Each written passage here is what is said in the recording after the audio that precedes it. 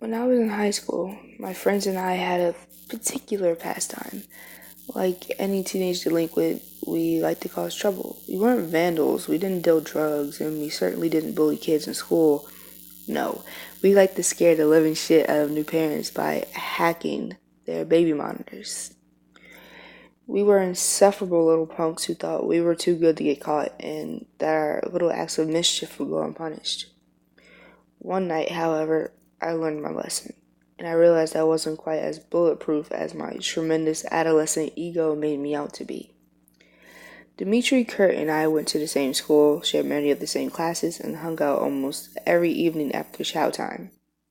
We watched prank shows, played video games, talked about who had the nicest rack in school. One evening, we were trading scary stories at the park. Kurt shared the classic story about the single mother who heard a haunting voice on her baby monitor. Like most horror stories, it sounded like total bullshit, but Dimitri told us it had happened to his mom once on her own monitor. She heard a neighbor singing to her baby. Apparently, it was possible to accidentally tap into someone else's frequency.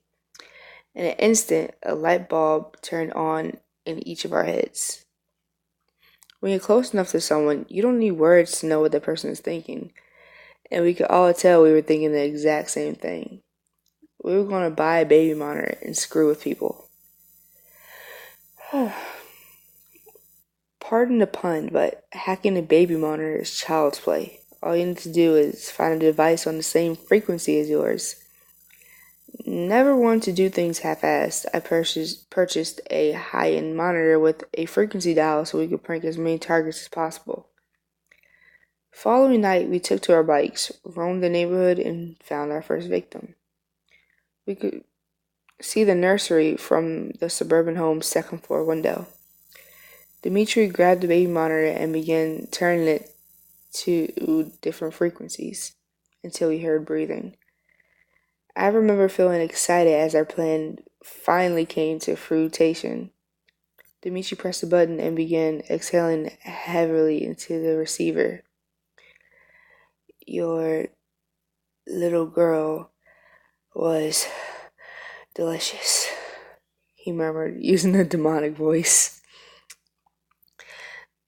The light in the master bedroom turned on almost immediately, and we heard a shrill scream.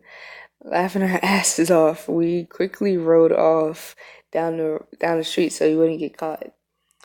We repeated the prank several times over the course of the following weeks, each taking turns talking through the monitor. Not wanting anyone to get wise to our little game, we chose different houses every time.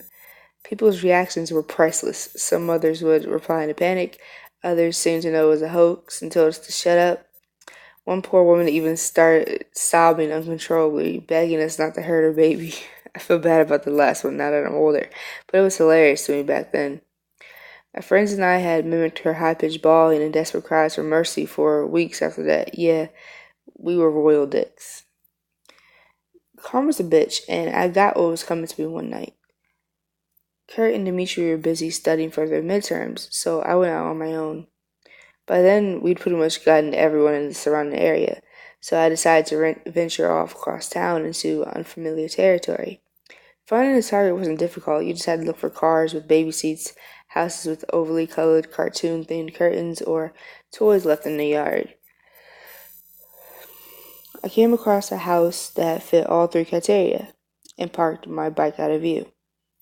Playing with the tuner, I eventually found the right frequency. I could hear the sound of a baby snoring very lightly. A devious little smirk pushed its way onto my lips, and my heart began pounding with excitement. It was my time to shine. I am watching, I whispered into the monitor, using the creepiest voice I could muster. The house remained dark and lifeless. I figured the homeowners hadn't heard me. I stand over your bed, watching, waiting. I will get you, I said louder this time. Nothing. Just the sounds of crickets chirping and the occasional dull roar of a car driving down the street. It was a little odd. Parents usually reacted much quicker than that. I began feeling a little nervous and somewhat exposed. Like when you suddenly realize some creeper's gawking at you. It was getting late, and I had a long bike ride home. Just as I was about to get up and leave, I heard a strange, moist, gurgling sound coming from the monitor. The quiet, rhythmic snores ceased, and I assumed the baby had woken up and was about to start crying. Instead, a man spoke to me. "You're the one being watched now, Juan," he said softly. My stomach pirouetted at his words. How did he know my name? I felt sick. Something was very wrong. I could feel it in my bones. I glanced up at the nursery window and saw a silhouette standing there watching me. Had he been there the whole time? The air was thick and difficult to inhale, though perhaps fear was making it harder to breathe. My body quivered uncontrollably as a sense of dread poured into every inch of me. I climbed on my bike, pedaling desperately to get away. Part of me thought I was overacting, but the overwhelming need to flee overpowered my rational mind. "You can't run. I know where you live, Juan," continued the man, even as I turned the corner. I flew down the street, not stopping until I reached a busy boulevard surrounded by cars and a few late-night joggers. I felt safe. "Your hoodie will run red in your blood, boy," whispered the man, still talking through the baby monitor in my pocket. A passerby gave me a nasty look as I yelped loudly in fear, practically ripping my hoodie in a frantic attempt at removing it. To the stranger, I must have looked like some snotty kid tripping balls or something. He didn't know I was in genuine distress, so I don't blame him for walking off and with an insulted huff, though I wish he had offered to help me instead. After stuffing the hoodie into my backpack, I noticed my name scrawled on the back. It was my fucking school jacket. No wonder that bastard knew my name. It then occurred to me that baby monitors were fairly short range, so I was obviously being followed. I nervously glanced around to try and identify my stalker. Was it the empty-looking van down the street? That guy walking his dog? That car that had just driven by? Either way, the last thing I wanted was to hear that voice again. So I turned off the device and started pedaling towards my home. Fear had heightened my senses, and I began to notice every motion of the trees in the breeze, every crackle of the twigs under my wheels, and every car that zipped past me. I flinched whenever anyone came near, paranoid that whoever had spoken to me through the baby monitor was going to catch up. Fortunately, I made it home without incident. I parked the bike in my garage and crawled up the stairs to my bedroom.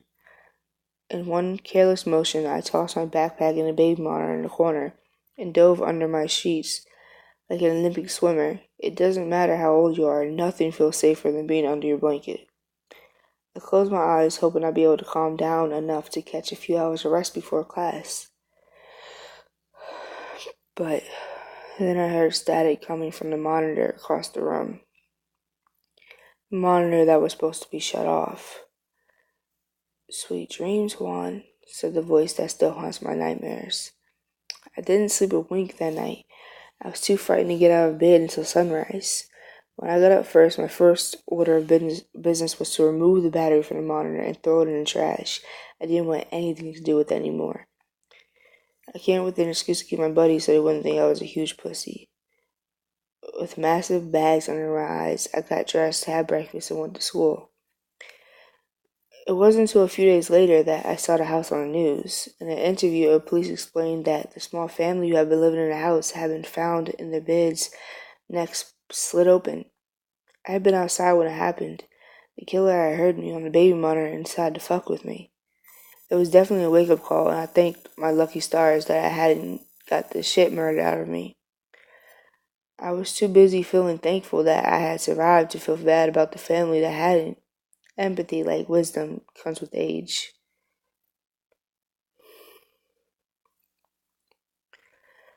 Now that I'm an adult with a wife and daughter, I truly understand the consequences of my actions and the severity of the situation I put myself in as a tremendously stupid teenager. That dreadful night, I thought I reached the epitome of fear, but it was just the tip of the iceberg. As a father, I know that fear thrives and multiplies when there's something more precious than your own life at stake. I can't say for sure whether the killer found me again after all these years, or whether a new breed of idiots had the same idea as me and my friends, but I can tell you that I now understand what true terror is. Last night, I heard something on our baby monitor that sent chills into my very soul, shackling me with a paralyzing fear that I doubt will ever leave me. I'm still watching.